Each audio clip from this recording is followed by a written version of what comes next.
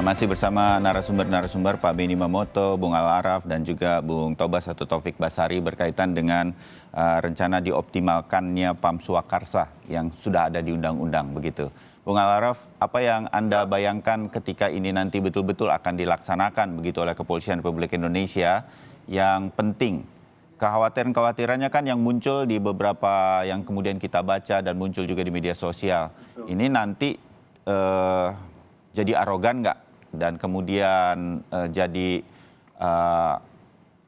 ada konflik horizontal nggak di tengah masyarakat, dipakai kemudian bisa jadi berkembang jadi organisasi nggak, nah hal semacam itu, ormas yang kemudian nanti nggak bisa dikendalikan lagi gitu, nggak bisa dipegang lagi, nah hal semacam ini yang terjadi. Ini kan menjadi concern juga, apa yang kemudian bisa menjaga ini semua agar tidak ke arah sana, Bung Al-Araf? Ya, kalau PAM Swakarsa yang dimaksud adalah Satpam, Siskamling, membangun kearifan lokal tadi itu seperti pecalang, tentu itu sesuatu yang tidak akan menimbulkan masalah ya. Bagaimana diatur. Meski saya setuju sama Bung Tobas bahwa itu harus direvisi, mungkin soal kata dan juga soal beberapa hal teknis. Ya. Seperti baju yang warna coklat muda sebaiknya itu agak mirip dengan polisi menjadi agak rumit, misalkan itu sebagai aturannya. Mungkin dibiarkan saja apa adanya begitu juga sudah baik ya kan? Iya, dulu kan putih biru ya, udah cukup gitu. Nah ini menjadi catatan dan itu diatur detail di dalam Perkap.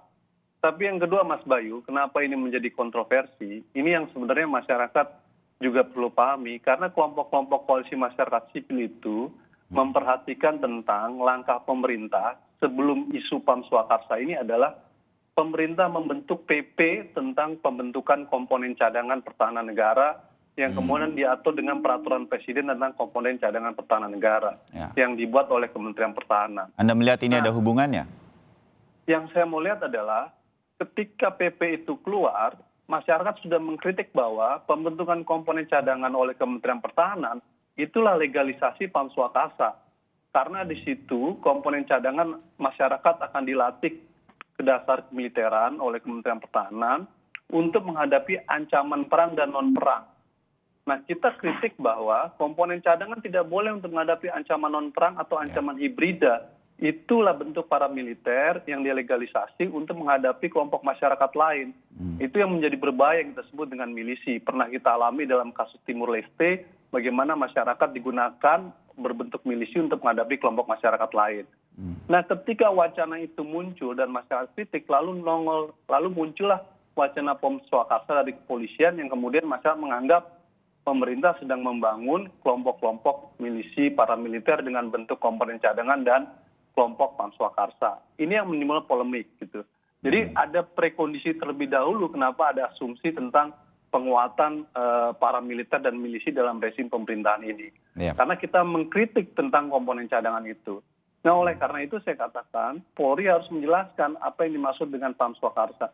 Kalau PAM Swakarsa yang dimaksud adalah membentuk, mengoptimalkan peran Satpam dan juga mengoptimalkan peran Siskamling dan seperti pecalang tadi, itu sesuatu yang baik dalam rangka pemulihan demokratis. Meski saya setuju bahwa Perkap 42 2020 perlu direvisi dengan beberapa hal teknis gitu. Nah, ini yang menjadi catatan Mas Bayu gitu. Isunya hampir bersamaan soalnya. Ketika PP tentang Komcat keluar, Perpres keluar, lalu muncul wacana tersebut gitu. Ya, Pak Beni, ada komen mengenai hal ini agar kemudian kekhawatiran seperti ini tidak sampai sejauh itu? Ya, yang pertama kami ingin stressing ya. PAM Swakarsa 98 itu dibentuk oleh aparat. Ya, untuk tujuan tertentu. Nah, kalau PAM Swakarsa konsep awal seperti yang ada di undang-undang, itu inisiatif dari masyarakat, keinginan dari masyarakat, oleh masyarakat untuk mengamankan lingkungannya sendiri. Jadi beda. Ini stressingnya di situ ya. Nah, ketika Pak Listio Sigit menyampaikan itu bukan berarti bahwa ingin membentuk baru. Tetapi yang ada bagaimana dioptimalkan, bahkan dikembangkan. Saya sependapat dengan Mas Al-Araf. Sekarang era IT. Bagaimana pemanfaatan atau sentuhan IT untuk dalam konteks pengamanan, seperti ada panic button. Jadi ketika ada kondisi darurat tinggal pencet sudah langsung ketahuan. Daripada satpamnya lari-lari menuju ke pos satpamnya mungkin makan waktu karena di pabrik itu luas sekali. Berarti itu sudah menggunakan sentuhan teknologi. Kemudian ada satu lagi, bagaimana kita menggalang partisipasi anak-anak muda sekarang yang lekat dengan gawai. Ketika mereka diedukasi untuk berpartisipasi menjadi mata telinga aparat, menginformasikan kalau ada kejadian, ini sangat-sangat potensial sekali untuk mendukung tugas kepolisian. Oke, setuju. Tapi Pak Beni juga setuju tadi usulan dari Mas Al-Araf yang mengatakan ini harus dijelaskan lebih dulu, rinci, terbuka, transparan oleh Kepolisian Republik Indonesia. Apalagi kalau nanti Pak Listio menjadi Kapolri begitu dilantik, ini dijelaskan dulu, jangan kemudian langsung dilaksanakan tanpa kemudian jelas kita melihatnya ini mau seperti apa dan bagaimana. Pak Beni. Saya sependapat, karena ada trauma masa lalu, janganlah ini berlarut-larut perdebatan, sementara sesungguhnya yang dimaksud tidak seperti itu. Nah, tentunya kami dari Kompolnas juga akan mendorong untuk ini harus dijelaskan secara rinci, konsepnya bagaimana, programnya bagaimana ke depan untuk meminimalisir resistensi dari publik. Ini menjadi penting. Ya, baik. Bung Tobas, Anda sudah bergabung lagi. Ini juga akan, tadi Bung Al-Araf mengatakan ini harus jelas dulu, dipresentasikan dulu ke publik, transparan, dan ini mungkin kita bergantung pada Komisi 3, Bung Tobas, supaya kita nggak kecolongan, dalam arti saya pakai bahasa gampang saja, jangan-jangan ini ada udang di balik batu untuk kemudian membentuk sesuatu dan lain-lain. Tapi benar-benar untuk kepentingan mengoptimalkan keamanan di tengah masyarakat biar lebih bisa optimal dalam arti melihat kondisi saat ini, ada isu terorisme dan lain-lain sehingga mereka juga bisa menjaga keamanan di lingkungan. Nah, semacam ini gimana menjaganya, Bung Tobas? Ya, saya bisa memahami adanya kekhawatiran masyarakat terkait dengan munculnya perdebatan mengenai Pamswakarsa ini. Apalagi tadi seperti dia katakan karena kita punya pengalaman-pengalaman yang kurang baik dari membangun hal semacam ini kan? Betul. Selain itu juga tadi dikatakan Bung Al-Araf, dari segi waktu juga dalam waktu yang tidak terlalu jauh muncul juga perdebatan mengenai soal bagaimana ada pembentukan atau partisipasi masyarakat untuk komponen cadangan dan sebagainya. Nah ini kan akhirnya menjadi timbul kekhawatiran-kekhawatiran tertentu yang pemerintah bersama-sama dengan Polri itu harus bisa menjelaskan sejelas-jelasnya. Ini persoalan komunikasi publik juga. Ya. Jangan sampai kemudian komunikasinya keliru, penangkapan publik keliru, atau bahkan mungkin ada tadi yang seperti dikhawatirkan ada rencana-rencana lain yang sudah terbaca, yang akhirnya tetap dilanjutkan meskipun ada kritik. Nah ini menurut saya penting ya, di Komisi 3 tentu kita akan mengawal ini semua ya, terkait dengan misalnya peraturan Kapolri nomor 4 tahun 2020 ini teknisnya nanti seperti apa, pelatihannya seperti apa, sertifikasinya seperti apa, apakah bisa melebar seperti yang dikhawatirkan oleh masyarakat. Tentu kita akan kawal ini, jangan sampai kemudian kekhawatiran-kekhawatiran ini malah ternyata terjadi dan terbukti ketika ini diimplementasikan. Ya, oleh karena itulah maka Polri harus bisa membuka diri bagi masukan-masukan masyarakat, bagi partisipasi publik, bagi diskusi-diskusi yang muncul di tengah-tengah masyarakat maupun di dunia akademik misalnya. Nah, oleh karena itulah maka Polri yang baru di bawah kepemimpinan Pak Komjen Listio Sigit ini saya harapkan menjadi Polri yang sangat terbuka terhadap masukan-masukan masyarakat, termasuk masukan yang kita diskusikan pada hari ini. Ya, oke, dimengerti. Bung Al-Araf, apakah memang terlalu mengkhawatirkan atau memang tidak ada baiknya sama sekali? Maksud saya begini, kalau ada semacam sebuah upaya untuk menguatkan kekuatan di tengah masyarakat sehingga mereka mampu untuk ikut menjaga negara, untuk bela negara dan lain-lain.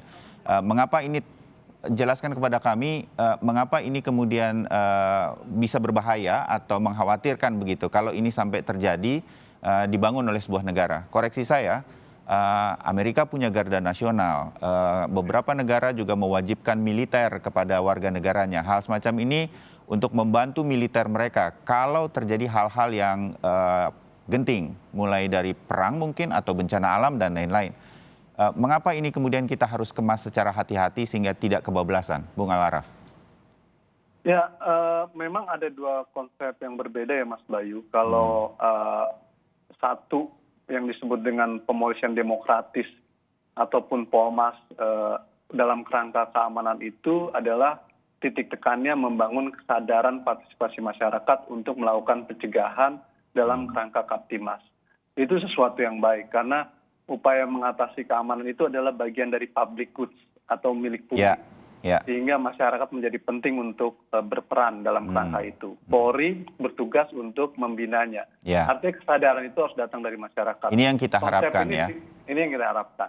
Tetapi kalau yang dimaksud dalam konteks bela negara adalah konstruksinya komponen cadangan sebagaimana diatur dalam Undang-Undang Potensi Sumber Daya Nasional, ini yang bermasalah karena di dalam undang-undang tersebut rencana bela negara dan pembentukan komponen cadangan, spektrum untuk menghadapi ancamannya sangat luas, Mas Bayu.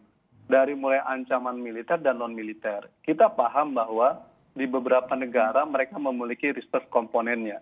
Tetapi komponen cadangan yang mereka miliki sepenuhnya, baik yang berbentuk wajib militer ataupun yang berbentuk voluntary sukarela tersebut yang dikelola oleh Kementerian Pertahanan, itu sepenuhnya untuk menghadapi ancaman perang. Jadi kalau ada agresi dari negara lain, mereka bisa dimobilisasi untuk menghadapi ancaman perang. Itu mereka ditujukan untuk itu. Tidak untuk yang lain-lain, betul-betul dibatasi itu. Tidak untuk yang lain-lain. Nah, apa yang terjadi sekarang di dalam Undang-Undang PSDN dan PP tentang komponen cadangan, mereka bisa menghadapi ancaman perang dan non-perang. Ancaman non-perang di dalam Undang-Undang PSDN itu mulai menghadapi isu komunisme, terorisme, dan lain sebagainya, banyak sekali. Ini yang saya katakan, ini bisa berpotensi untuk mobilisasi kepentingan-kepentingan di luar pertahanan. Bahkan bisa potensi untuk kepentingan-kepentingan politik taktis. Nah, ini yang saya katakan seperti yang terjadi tahun 1998. Makanya teman-teman koalisi masyarakat sipil menyatakan bahwa Kementerian Pertahanan sebaiknya fokus untuk ancamannya untuk menghadapi perang. Tapi undang-undangnya sudah ada dan ini yang kemudian akan didiskusi oleh kawan-kawan melalui Mahkamah Konstitusi. Kedua, subjeknya juga nggak perlu masyarakat sebenarnya. Kenapa? Karena anggaran pertahanan itu terbatas, Mas. Untuk modernisasi senjata dan kesejahteraan prajurit TNI aja, Mas Bayu tahu masih sangat jauh dari ideal. Sehingga kalau negara punya anggaran, fokus untuk penggunaan komponen utamanya. Lalu untuk komponen cadangan dari mana? Menurut saya, komponen cadangan bisa dilatih melalui pegawai negeri sipil. Jumlah pegawai negeri sipil di Indonesia jumlahnya banyak. Sehingga kemudian kontrol terhadap mereka juga jauh lebih tepat ketimbang melatih masyarakat dengan latihan dasar kemiliteran selama 3 bulan itu dan kemudian nanti memiliki masa dinas dari umur 18 sampai 35 tahun. Ini yang akan sulit untuk dikontrol, Mas. Nah, ini yang kemudian menurut saya menjadi catatan terkait dengan pembentukan komponen cadangan. Pertama, dia bisa menghadapi spektrum ancaman yang sangat luas itu. Karena itu saya berharap Presiden dan Kementerian Pertahanan tidak perlu buru-buru untuk membentuk komponen cadangan. Sebaiknya fokus itu untuk pembangunan kesejahteraan prajurit dan penguatan alutsista. Karena anggaran pertahanan terbatas, Mas. Setuju untuk ini Pak Beni berkaitan dengan kembali bahwa ada PAM Swakarsa yang akan dioptimalkan oleh kepolisian sehingga kemudian koridornya jelas seperti yang Bung Al-Araf sampaikan, Pak Beni. Ya tentunya karena ini kembali ya Swakarsa, berarti memang inisiatif dan keinginan itu berasal dari masyarakat, bukan dibentuk oleh pemerintah, maka tentunya mereka pun lingkup tugasnya ada di lingkungannya masing-masing. Kalau 98 kan enggak, dibentuk untuk tujuan tertentu. Jadi kalau asal mereka dari mana, bisa dari daerah mana saja gitu. Nah ini bedanya, makanya tentunya dalam konteks ini kami dari Kompolnas sendiri mendukung program optimalisasi ini karena permasalahan di masyarakat khususnya di era pandemik sekarang ini semakin kerawanan munculnya kejahatan jalanan di lingkungan, pencurian dan sebagainya juga meningkat, maka perlu dioptimalkan peran dari Siskamling, kemudian juga Satpam di perusahaan-perusahaan, kemudian juga di mal, karena masyarakat sedang menderita dengan pandemi ini. Ya, Mereka menganggur, baik. tidak dapat penghasilan dan sebagainya. Terakhir dari Bung Tobas, setuju dan bisa menjaga ya koridor ini supaya dijaga seperti spektrum yang lebih luas tadi sudah disampaikan Bung Al-Araf, dan kemudian Pak Beni mengatakan mudah-mudahan ini bisa tetap pada koridornya Pam Swakarsa seperti yang ada di Undang-Undang Kepolisian. Nah ini bisa terus dijaga ya Bung Tobas supaya kemudian kekhawatiran masyarakat tidak terjadi begitu, Bung Tobas? Ya ini harus dijaga sesuai dengan koridornya masing-masing. Kalau kita bicara soal partisipasi masyarakat untuk keamanan lingkungan ini, ya harus kita jaga agar tidak meluas kemana-mana seperti yang menjadi kekhawatiran selama ini. Nah ini juga menurut saya adalah tantangan dari Kapolri baru ya Pak Komjen Listio Sigit ya, untuk kita bisa memberikan kepercayaan bahwa beliau bisa menjaga ini supaya tidak seperti yang dikhawatirkan oleh publik. Dan juga ini juga kalau saya melihat masalahnya juga timbul karena soal trust building ya, kepercayaan publik kepada pemerintah dan Polri yang menurut saya masih belum optimal. Karena itu ini menjadi tugas lagi ya bagi Kapolri baru ya, sehingga kecurigaan, dugaan-dugaan bahwa ada sedang di balik batu tadi yang seperti dikatakan itu bisa diselesaikan dengan komunikasi publik yang baik, dengan membangun kepercayaan kepada institusi kekuasaan yang ada di negeri ini. Baik, kita tunggu nanti perkembangan dari apa yang disampaikan oleh calon Kapolri di Komisi 3 waktu Fit and Proper Test. Bung Tobas, terima kasih. Bung Al-Araf, terima kasih. Pak Beni Mamoto, terima kasih. Kita ketemu di diskusi yang lain. Selamat pagi.